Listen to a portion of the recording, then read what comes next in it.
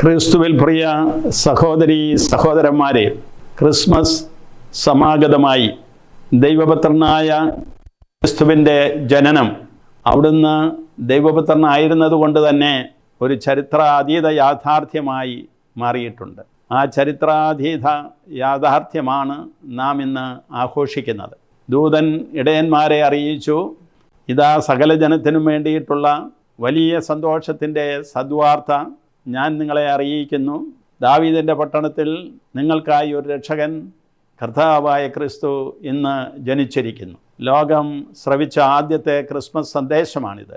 ദൂതഗണം ഒന്നിച്ചു പാടി, അത്യുന്നതങ്ങളിൽ ദൈവത്തിന് മഹത്വം, ഭൂമിയിൽ സന്മനസ്സുള്ളവർക്ക് സമാധാനം. ഇതാണ് ആദ്യത്തെ ക്രിസ്മസ് കരോൾ ഗാനം മാലാഖമാർ പാടിയത്. ഈ സന്ദേശം ഇന്ന് നാം പുനർജീവിക്കുന്നു. ഈ കീർത്തനം നമ്മൾ ആവർത്തിച്ച് ആലപിക്കുന്നു. ക്രിസ്മസിൻ്റെ ഈ സന്ദേശവും ഈ സ്തുതിഗീതവും ഇന്നും നമ്മുടെ ഹൃദയങ്ങളിൽ ഉയരുമ്പോൾ ക്രിസ്മസിൻ്റെ അർത്ഥം നാം അല്പം ധ്യാനിക്കുന്നത് നന്നായിരിക്കും. ദൈവപുത്രനായ ക്രിസ്തുവിൻ്റെ മനുഷ്യജനനം അത് എപ്രകാരമുള്ള ഒരു അന്തരീക്ഷത്തിലാണ് സംഭവിച്ചതെന്ന് നമുക്കറിയാമല്ലോ. ബേത്ലഹേമിലെ കാലിത്തൊഴുത്തിൽ. സംഘർഷപൂരിതമായ ഒരു ലോകത്തിലാണ് നാം ഇന്ന് ജീവിക്കുന്നത്.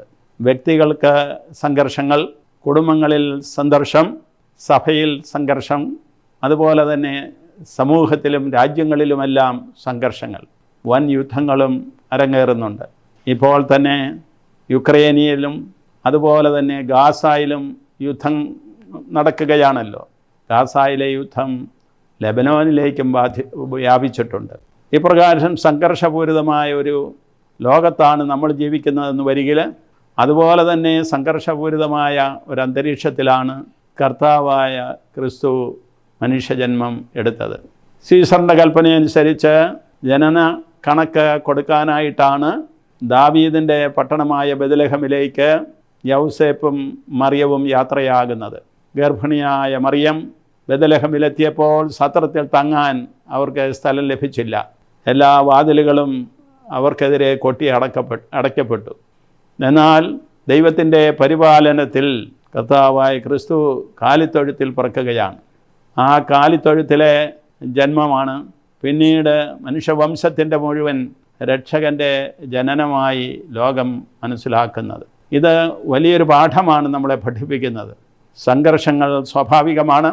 മനുഷ്യർക്കെല്ലാവർക്കും ഉള്ള സംഘർഷങ്ങളുടെ നടുവിൽ ദൈവത്തിൻ്റെ രക്ഷ പ്രവർത്തിക്കുന്നുണ്ട് എന്ന് നാം മനസ്സിലാക്കേണ്ടിയിരിക്കുന്നു. രക്ഷകൻ ഇന്നും സംഘർഷങ്ങളുടെ നടുവിൽ നമുക്കായിട്ട് ജനിക്കുകയാണ്. അതുപോലെ തന്നെ അവിടുന്ന് നമുക്കായിട്ട് ജീവിക്കും, നമുക്കായിട്ട് ക്ലേശങ്ങൾ ഏറ്റെടുക്കും, നമുക്കായിട്ട് മരിക്കും, നമുക്ക് വേണ്ടി ഉയിർത്തെഴുന്നേൽക്കും. ഈ ഒരു വലിയ രഹസ്യത്തിൻ്റെ ആരംഭമാണ് ക്രിസ്മസിൽ കർത്താവായ ക്രിസ്തുവിൻ്റെ ബേത്ലഹേമിലെ ജനനത്തിൽ നമ്മൾ കാണുന്നത്.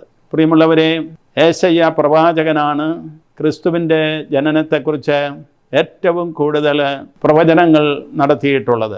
അദ്ദേഹം പറയുന്നത് ഇപ്രകാരമാണ്. യേശയ്യ 9-ാം അധ്യായം 6-ാം വാക്യത്തിൽ നാം ഇപ്രകാരം വായിക്കുന്നു: എന്തെന്നാൽ നമുക്കൊരു ശിശു ജനിച്ചിരിക്കുന്നു, നമുക്കൊരു പുത്രൻ നൽകപ്പെട്ടിരിക്കുന്നു, ആധിപത്യം അവൻ്റെ ചുമലിലായിരിക്കും. വിസ്മയനീയനായ ഉപദേഷ്ടാവ്, ശക്തനായ ദൈവം, നിത്യനായ പിതാവ്, സമാധാനത്തിൻ്റെ രാജാവ് എന്നവൻ വിളിക്കപ്പെടും. അതെ, ആധിപത്യം ദൈവപുത്രനായ ക്രിസ്തു ഏറ്റെടുക്കുന്ന ഒരു വലിയ സംഭവമാണ് ക്രിസ്മസ്. ദൈവം മനുഷ്യനെ അവൻ്റെ തിന്മകളിൽ കൈവെടിയുന്നില്ല. അവൻ ദൈവത്തിൽ നിന്നകന്നാലും സഹോദരങ്ങളിൽ നിന്നകന്നാലും അവനെ അനുരഞ്ജനത്തിലേക്ക് കൊണ്ടുവരുവാനായിട്ട് ദൈവം തൻ്റെ പുത്രനെ അയക്കുകയാണ്. മനുഷ്യരൂപത്തിൽ ജീവിച്ച് മനുഷ്യർക്ക് മനുഷ്യനായി ആ സന്ദേശം കൊടുക്കുകയും അതുപോലെ തന്നെ അവരെ കൂട്ടായ്മയിൽ സ്നേഹത്തിൽ കൊണ്ടുവരികയും ചെയ്യുകയാണ് കർത്താവായ ക്രിസ്തു ചെയ്യുന്നത്. അതുകൊണ്ട് ഈ ക്രിസ്മസ് എന്ന് പറയുന്നത് അനുരഞ്ജനത്തിൻ്റെ ഒരു സന്ദേശമാണ്. പ്രഥമത. ഈ അനുരഞ്ജനത്തിലൂടെ നമുക്ക് കൈവരുന്നത് സമാധാനമാണ്. അവിടുന്ന് സമാധാനത്തിൻ്റെ രാജാവെന്ന് വിശേഷിപ്പിക്കപ്പെട്ടിരിക്കുന്നു. അതുപോലെ തന്നെ അവിടുന്ന് വിസ്മയനീയനായ ഉപദേഷ്ടാവാണ്, ശക്തനായ ദൈവമാണ്, നിത്യനായ പിതാവാണ്. അപ്പോൾ പിതാവിൻ്റെ സ്നേഹം ഈ ലോകത്തിൽ കൊണ്ടുവരുന്നവനാണ് കർത്താവ്. സ്നേഹത്തെ ക്രിസ്തീയ വിശ്വാസത്തിൻ്റെ ആകെത്തുകയായിട്ട് നമുക്ക് കാണാൻ സാധിക്കും. ദൈവത്തോടുള്ള നമ്മുടെ സ്നേഹം, സഹോദരങ്ങളോടുള്ള നമ്മുടെ സ്നേഹം. ദൈവത്തോടുള്ള സ്നേഹമാണ് സഹോദരങ്ങളോടുള്ള സ്നേഹത്തിൻ്റെ അടിസ്ഥാനമായിട്ട് നിലകൊള്ളുന്നത്. ഞാൻ നിങ്ങളെ സ്നേഹിച്ചതുപോലെ നിങ്ങൾ പരസ്പരം സ്നേഹിക്കുമെന്നാണ് ക്രിസ്തു തൻ്റെ ശിഷ്യന്മാരോട് പറഞ്ഞത്. അതുപോലെ തന്നെ അവിടുന്ന് ലൂക്കാ സുവിശേഷത്തിലെ 6-ാം അധ്യായത്തിൽ സമതല പ്രസംഗം നമുക്ക് കാണാം. അവിടെ ലൂക്കാ സുവിശേഷകൻ ചോദിക്കുന്നുണ്ട്, കർത്താവിൻ്റെ വചനങ്ങളിലൂടെ നിങ്ങളെ സ്നേഹിക്കുന്നവരെ മാത്രം നിങ്ങൾ സ്നേഹിച്ചാൽ എന്തു മേന്മയാണ് നിങ്ങൾക്കുള്ളത്? അത് ദുഷ്ടരായ മനുഷ്യരും ചെയ്യുന്ന കാര്യമാണല്ലോ. എന്നാൽ നിങ്ങൾ നിങ്ങളുടെ ശത്രുക്കളെ സ്നേഹിക്കുകയും. അതുപോലെ തന്നെ കർത്താവ് ചോദിക്കുകയാണ്, ലൂക്കാ എഴുതിയ അതേ സുവിശേഷത്തിൽ നമ്മൾ വായിക്കുന്നു, നിങ്ങൾക്ക് നന്മ ചെയ്യുന്നവർക്ക് മാത്രം നിങ്ങൾ നന്മ ചെയ്താൽ എന്തു മേന്മയാണ് നിങ്ങൾക്കുള്ളത്? നിങ്ങളെ ദ്വേഷിക്കുന്നവർക്ക് നിങ്ങൾ നന്മ ചെയ്യുവിൻ എന്ന്. ഇപ്രകാരം അതിരുകളില്ലാത്ത ഒരു സ്നേഹത്തിൻ്റെ സന്ദേശം നമ്മുടെ കർത്താവ് നൽകുകയാണ് ചെയ്യുന്നത്. അതുപോലെ തന്നെ ചോദിക്കുന്നു കർത്താവ്, അത് യോഹന്നാൻ എഴുതിയ ലേഖനത്തിലാണ് നമ്മൾ കാണുന്നത്. ആ വചനം ഇപ്രകാരമാണ്, നിങ്ങൾ ദൈവത്തെ സ്നേഹിക്കുന്നു എന്ന് പറയുകയും അതേസമയം സഹോദരനെ ദ്വേഷിക്കുകയും ചെയ്യുന്നെങ്കിൽ നിങ്ങൾ വ്യാജം പറയുന്നു എന്ന്. അപ്പോൾ ദൈവത്തിൻ്റെ സ്നേഹവും സഹോദര സ്നേഹവും ഒന്നിച്ചു പോകുന്ന യാഥാർത്ഥ്യങ്ങളാണ്. നമുക്ക് ആർഷഭാരതത്തിൻ്റെ സംസ്കാരത്തിൽ തന്നെ അറിയാം, മാധവസേവ എന്ന് പറയുന്നത് മാനവസേവയാണ് എന്ന്.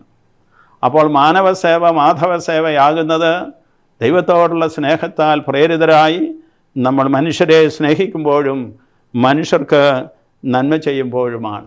കർത്താവായ ക്രിസ്തു ബെത്ലഹേമിൽ യഹൂദരുടെ ഇടയിലാണ് ജനിച്ചതെന്ന് വരികിലും ലോകത്തിന് മുഴുവൻ വേണ്ടിയിട്ടുള്ള രക്ഷകനായിരുന്നു അവിടുന്ന്. യഹൂദര് നമുക്കറിയാവുന്നതുപോലെ രക്ഷകൻ്റെ ജനനത്തിനു വേണ്ടി ദൈവം ഒരുക്കിയ ഇസ്രായേൽ ജനത്തിൻ്റെ അന്നത്തെ അവശിഷ്ടമായിരുന്നു. ആ യഹൂദരിൽ നിന്ന് ജനിച്ചവൻ ലോകത്തിന് മുഴുവനായിട്ടും തൻ്റെ രക്ഷ, സകല ജനത്തിനും വേണ്ടിയിട്ടുള്ള വലിയ സന്തോഷത്തിൻ്റെ സദ്വാർത്ത എന്നാണ് ദൂതൻ അതിനെ വിശേഷിപ്പിച്ചത്.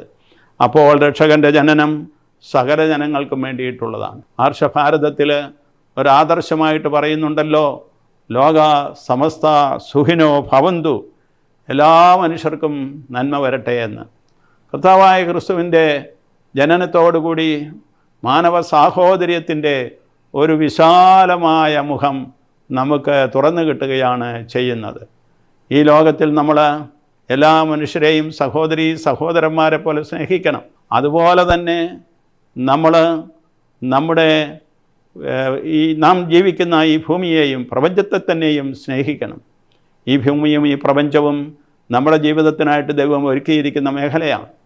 അപ്പോൾ അവയെല്ലാം സ്നേഹിക്കുന്ന ഒരു വിശ്വസാഹോദര്യത്തിൻ്റെയും പ്രപഞ്ച സ്നേഹത്തിൻ്റേതുമായിട്ടുള്ള ഒരു സംസ്കാരം മനുഷ്യന് ഉണ്ടാകണം. കാലിത്തൊഴുത്തിൽ വാസ്തവത്തിൽ പ്രപഞ്ചത്തിൻ്റെ തന്നെ ഒരു പ്രതീകം നമുക്ക് കാണാൻ സാധിക്കും. അവിടെ ഒരു കുടുംബമുണ്ട്, യൗസേപ്പ്, മാതാവ്, ഈശോ. അവിടെ കാലിത്തൊഴുത്തിലെ മൃഗങ്ങളുണ്ട്, അവിടെ പ്രകൃതിയുടെ പശ്ചാത്തലമുണ്ട്. അവിടെ നാം കാണുന്നത് സന്ദർശകരായി വരുന്ന ഇടയന്മാരെയും ജ്ഞാനികളെയും ഒക്കെയാണ്. ഇങ്ങനെ ലോകത്തിൻ്റെ ഒരു ചിത്രം അവിടെ നാം കാലിത്തൊഴുത്തിൽ കാണുന്നുവെന്ന് വരികിൽ, അതേ കാലിത്തൊഴുത്തിൻ്റെ പ്രതീകമായിട്ടുള്ള ഈ ലോകത്തിൽ നമുക്കതുപോലുള്ള ഒരു സ്നേഹം, സാർവത്രികമായ ഒരു ദർശനം ലഭിക്കുവാൻ നമ്മളെ സഹായിക്കേണ്ടതാണ്. അപ്പോൾ അങ്ങനെയുള്ള വിശ്വസാഹോദര്യത്തിൻ്റെ ചിന്തയാണ് നമ്മുടെ ഭാരതത്തിൽ പറയുന്ന വസുദേവ കുടുംബകം. ഈ ലോകം മുഴുവൻ ഒരു കുടുംബമായിട്ട് കാണുവാനായിട്ട്, സകല മനുഷ്യരെയും ഒരു കുടുംബത്തിലെ അംഗങ്ങളായിട്ട് കാണുവാൻ നമുക്ക് സാധിക്കേണ്ടിയിരിക്കുന്നു. പ്രിയ സഹോദരി സഹോദരന്മാരെ, ക്രിസ്മസ് ദിനം എല്ലാ അതിർവരമ്പുകളെയും അതിജീവിച്ച് മനുഷ്യ സമൂഹത്തെ മുഴുവൻ ഒന്നായിട്ട് കാണുവാനും സ്നേഹത്തിൽ എല്ലാവരെയും കോർത്തിണക്കാനും കൂട്ടായ്മയിൽ ജീവിക്കുവാനുമുള്ള ഒരു ചൈതന്യമാണ് നമ്മൾ ഉൾക്കൊള്ളേണ്ടത്. അതാണ് നമ്മൾ പ്രാവർത്തികമാക്കേണ്ടത്. ഈ ക്രിസ്മസ് ദിനത്തിൽ ദുഃഖിക്കുന്നവരെ ആശ്വസിപ്പിക്കുവാൻ, രോഗികൾക്കായിട്ടുള്ളവർക്ക് സൗഖ്യം ഏർപ്പെടുത്തി കൊടുക്കുവാൻ, അതുപോലെ തന്നെ അംഗവൈകല്യമുള്ളവർക്ക് ആശ്വാസം പകരുവാൻ ഒക്കെയായി നമ്മുടെ സ്നേഹത്തെ നമ്മൾ വ്യാപിപ്പിക്കുവാൻ പരിശ്രമിക്കേണ്ടിയിരിക്കുന്നു. എവിടെ കലഹമുണ്ടോ, എവിടെ വിദ്വേഷമുണ്ടോ, അവിടെയൊക്കെ അനുരഞ്ജനവും സമാധാനവുമായിട്ട് കടന്നു ചെല്ലുവാനും നമുക്ക് സാധിക്കേണ്ടിയിരിക്കുന്നു. ഇന്ന് ലോകത്തിൽ വളരെയേറെ ഭൗതികത വളർന്നിട്ടുണ്ട്. ഈ ലോകത്തിൽ മാത്രം എല്ലാം കാണാനും ദർശിക്കാനും മാത്രം ചിന്തിച്ചുകൊണ്ട് ജീവിക്കുന്ന മനുഷ്യർ അനേകരാണ് ഇന്ന് ഈ ലോകത്ത്. പക്ഷേ ഈ ലോകത്തിനപ്പുറത്തുള്ള മൂല്യങ്ങളെ മുറുകെ പിടിക്കുവാൻ സാധിക്കണം. ദൈവത്തിലുള്ള നമ്മുടെ വിശ്വാസം. ഭാരതത്തെ സംബന്ധിച്ചിടത്തോളം നാം വിവിധ മതങ്ങളുടെയും ഭാഷകളുടെയും സംസ്കാരത്തിൻ്റെതുമൊക്കെ ആയിട്ടുള്ള ഒരു രാജ്യമാണ്. പക്ഷേ നാം ഇവിടെ സഹോദരന്മാരെ പോലെ ജീവിക്കുന്നു. അങ്ങനെ ജീവിക്കുന്നതിന് ഉണ്ടാകാവുന്ന എല്ലാ വിള്ളലുകളെയും അകറ്റി നമുക്ക് സ്നേഹത്തിൽ പരസ്പരം നമ്മുടെ ജീവിതത്തെ കോർത്തിണക്കുവാൻ നമുക്ക് സാധിക്കേണ്ടിയിരിക്കുന്നു. നമുക്ക് ദൈവത്തിങ്കിലേക്കും സഹോദരങ്ങളിലേക്കും തിരിച്ചു വരാം. കർത്താവായ ക്രിസ്തുവിലൂടെ പിതാവായ ദൈവം മനുഷ്യനെ അന്വേഷിച്ചു വന്നുവെന്ന് വരികിൽ മനുഷ്യരായ നമ്മൾ അതേ ക്രിസ്തുവിലൂടെ ദൈവത്തെ അന്വേഷിക്കുന്നവരും സഹോദരങ്ങളെ തേടുന്നവരും ആയിരിക്കണം.